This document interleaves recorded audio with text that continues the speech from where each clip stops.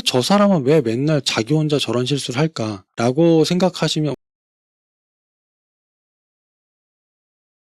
자, 선생님의 사소한 같은 실수 반복 어떻게 해야 할까요? 이 질문에 대해서 어떻게 대답을 드릴까 하다가 사례를 좀 소개시켜드리고 싶었습니다. 이게 이제 병원에 투약 실수에 관련된 경영학 사례가 하나 있어요. 이게 뭐냐면, 예를 들면 당뇨병 환자한테 줘야 될 약을 심장병 환자한테 준다든가, 이렇게 엉뚱하게 약을 갖다 잘못 주는 의료 분쟁 사고까지 일어나는 일들이 항상 0.3% 정도가 나왔었대요. 투약 실수가 발생하게 되면 환자가 치명적으로 안 좋게 될 수 있잖아요. 사실은 절대 실수가 일어나면 안 되는 부분인데 실수가 나는 거죠. 그래서 이 병원에서 이게 정말 위험한 문제가 될 수가 있으니까 교육도 하고 캠페인도 하고 뭐 징계도 하고 뭐 상도 주고 별의별 방법을 동원했는데도 불구하고 투약 실수를 하는 비율이 줄어들지 않았다라는 겁니다. 그래서 안 되겠다 싶어가지고 외부 컨설팅 팀을 불러서 이 문제를 논의를 하고 해결을 해달라고 의뢰를 했다고 해요. 그래서 이제 컨설팅 팀이 들어가서 일단은 상황이 어떻게 되는 건지 직원들을, 그러니까 의사와 간호사들을 관찰했다고 합니다. 그랬더니 이렇게 투약을 하려면 환자 이름 보고 그 환자한테 맞는 알약을 이렇게 어디 뭐 담던가 할 거잖아요. 그러다가 환자가 부르면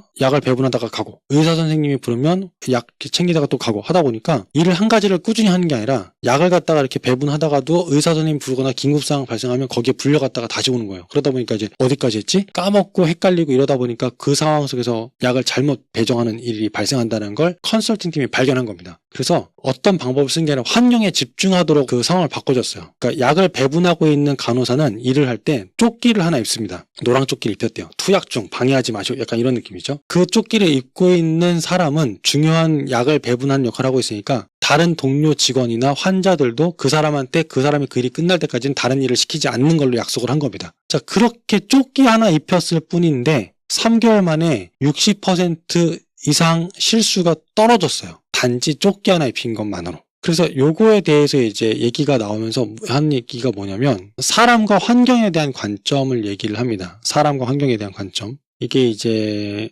넛지라는 책, 유명한 책이죠. 노란색 책에 코끼리가 있는 요 책을 갖다가 한 번쯤은 얘기를 들어보셨을 것 같은데, 요 넛지라는 책이요. 두께가 꽤 있고요. 넛지 이건도 있습니다. 그 넛지를 활용한 다른 책들도 꽤 있어요.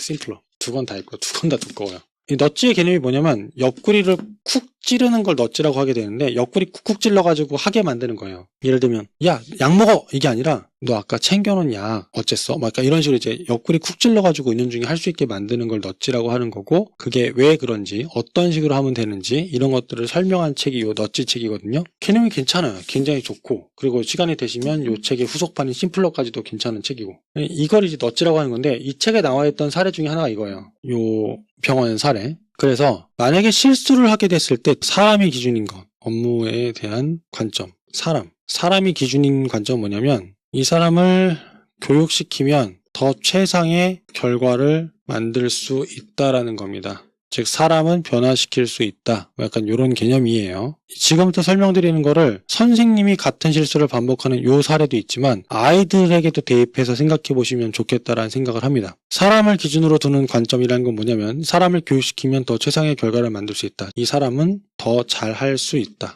이 관점입니다. 좋은 관점이에요. 교육에 대한 기본 관점이기도 하고. 근데 이제 환경에 대한 관점은 뭐냐면 이 사람은 이미 최선을 다하고 있다. 그렇다면 더 좋은 결과가 나오려면 이 사람이 업무 역량을 발휘할 수 있는 환경을 만들어줘야 된다. 바로 아까 나왔던 그 샌프란시스코 병원의 이 사례 같은 겁니다. 그러다 보니까 환경적인 관점에서 업무를 대한다라고 하는 게 뭐냐면 한 번의 실수가 아니라 똑같은 실수를 반복한다는 것은 환경, 즉 시스템의 문제일 수 있다. 예를 들면 애들한테 숙제를 내줬는데 반에 숙제를 안 해오는 아이가 7, 80%라고 한다면 공부를 안 해오는 아이들의 문제가 아니라 7, 80%나 숙제를 해올 수 없게 만드는 숙제 내는 방식이나 숙제 자체에 문제가 있을 수 있다는 거죠. 그래서 제가 이걸 업무도 있지만 수업적인 부분에도 대입을 해서 생각해 보시라는 건데 이런 겁니다. 그래서 해당 선생님이 어떤 실수를 하시는지 모르겠지만 사소한 실수를 하신다라면 그 실수를 막을 수 있을 만한 학원 시스템을 만드시는 것도 필요합니다. 예를 들면 저희가 상담 마감을 매달 3주차 금요일까지 마감을 하도록 합니다. 근데 마감일이 됐는데 상담을 완료 못 하시는 분은 매번 완료를 못 하세요. 그러면 상담 마감이 3주차인데 저희는 1주차, 2주차, 매 주차 금요일마다 현재 상담 현황을 입력하도록 시스템을 보완을 했어요.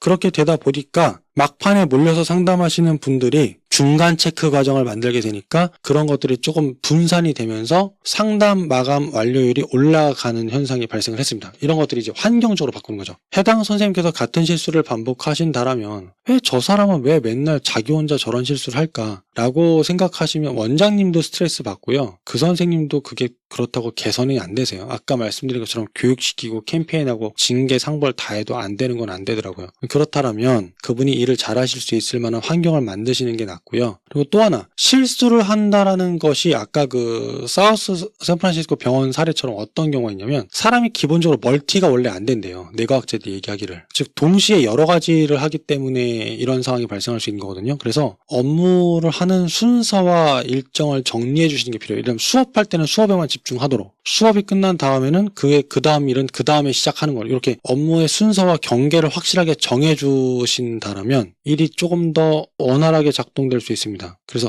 이런 일이 발생하게 되면 그분에 대한 교육, 캠페인 다 필요하고 하셔야 되긴 하겠지만 학원에서 이걸 원천적으로 방어할 수 있는 다른 환경적인 변화, 시스템적인 게 만들 수 있지 않을까를 고민해서 만들어 가신다라면 훨씬 더 짜임새 있는 학원을 만드실 수 있고요. 그런 과정을 통해서 뭐가 가능하냐면 원장이 없어도 어느 정도 돌아갈 수 있는 학원을 만드는 길이 바로 그겁니다. 똑같은 실수를 방지하는 시스템을 만드는 것. 이 사람이 아니어도 신입이 와도 할 수 있는 시스템을 만들어가는 것이 원장의 역할을 최소화시키면서 원장님의 시간적 자유를 확보할 수 있는 방법 중에 하나입니다. 이미 많이 하셨으니까 저한테 질문하신 거잖아요. 해당 선생님을 어떻게 개선할까 보다는 이번에는 다른 쪽으로 한번 접근해 보시는 것도 한번 해보시라고 권고를 드리겠습니다.